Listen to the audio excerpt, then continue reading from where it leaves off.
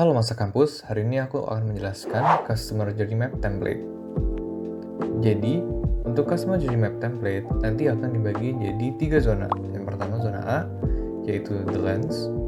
Yang kedua adalah zona B, yaitu The Experience. Dan yang ketiga adalah zona C, The Insights. Nah, kita langsung aja yuk. Jadi, ini adalah salah satu dari berbagai contoh template Customer Journey Map yang ada di Lucidchart. Untuk pengisian pertama, kita akan mengisi zona A, yang terdiri dari customer-nya siapa, kemudian skenario, dan yang ketiga ekspektasi. Nah, jadi untuk contoh yang akan aku lakukan, kita akan menggunakan contoh kaderisasi. Dan ya, customer-nya pasti calon anggota unit. Senario yang mereka akan lewatkan adalah mereka ingin memasuki organisasi karena mereka suka, dan mungkin mereka takut namun semangat untuk menjalankan proses kaderisasi agar dapat diterima menjadi anggota baru. Kemudian kita akan nge-outline ekspektasi yang sekiranya mereka pikirkan. Dan ini bisa juga sebenarnya dicari dengan analisis kondisi mungkin pada saat awal kaderisasi untuk mengetahui ekspektasi mereka. Jadi mungkin sebagai contoh ada di sini mengenal unit secara umum, mengenal anggota di dalam unit, dan ekspektasi mereka diterima menjadi anggota dalam organisasi. Nah, the next zone itu adalah zona B, the experience. Dan ini adalah intisari dari Customer Journey Map. Itu terdiri dari Chungle Phase. Chungle Phase ini adalah fase-fase secara garis besar yang mereka akan ikutkan. Mungkin sebagai contoh di sini kaderisasi, mereka harus mengenal satu angkatan dulu, kemudian mengetahui pengetahuan di dalam unit, kemudian mengenal organisasi unit. Nah, di sini ada secara keseluruhan fase tersebut yang terdiri dari actions. Nah, actions ini mungkin dalam contohnya mengenal satu angkatan. Bisa dalam bentuk wawancara atau penentuan identitas angkatan dan pemilihan nama angkatan. Nah, di sini mungkin adalah actions yang mereka akan lakukan di dalam fase chunkable phase tersebut. Nah, setelah ngedetermine chunkable phase dan action, kemudian kita juga ngedetermine thoughts dan emotional levels mereka. Nah, di sini ada flowchart dari 1 sampai 9. Makin tinggi tuh mereka makin bisa dibilang satisfied lah. Satisfied dengan action mereka, dan ke bawah tuh mereka sedih dengan performance mereka, bisa dibilang. Namun konteks emosional roller coaster lah bisa dibilang ya. Bisa dengan konteks apa aja, mungkin senang ke sedih gitu. Nah, kalau sini tapi konteksnya untuk kaderisasi dari mereka satisfied dengan diri mereka sendiri, terus atau enggak ke bawah terus mereka not satisfied gitu ya. Nah, di sini nanti juga ada tambah thoughts.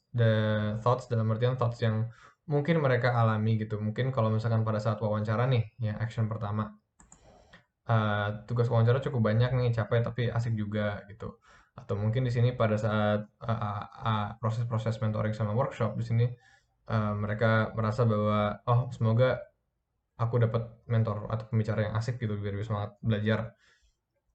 Dan ini juga mungkin, jadi ini thoughts yang bisa ditaruh di dalam actions mereka itu untuk ngepredik bahwa nanti mungkin mereka akan merasakan ini gitu. Nah, di sini juga ini prosesnya jadi 1, 2, 3, 4, 5, 6, 7, 8, 9 sampai 9. Dan pastinya ini yang garis-garis ini ada interval mereka gitu. Jadi thoughtsnya bisa ditaruh di sekitar situ.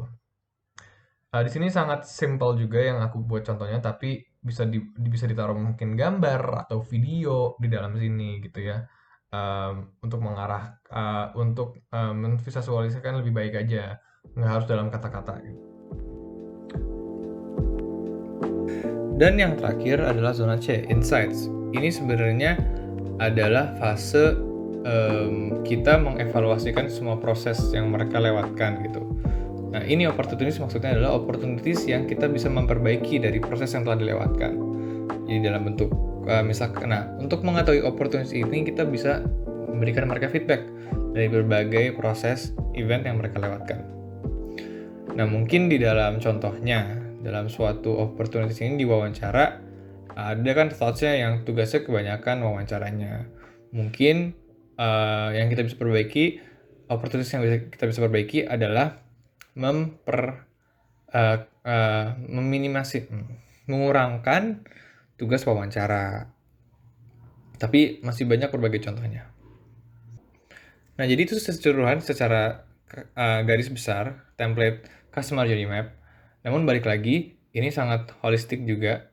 Masa juga bisa, misalkan contoh, memperbanyak chunkable phase-nya. Mungkin kalau di sini 4 bisa aja dibuat jadi 5 atau 6. Kemudian di dalam flowchart 1, 2, 3, 4, 5, sampai 9, itu bisa sekomprehensif mungkin, nggak harus status juga.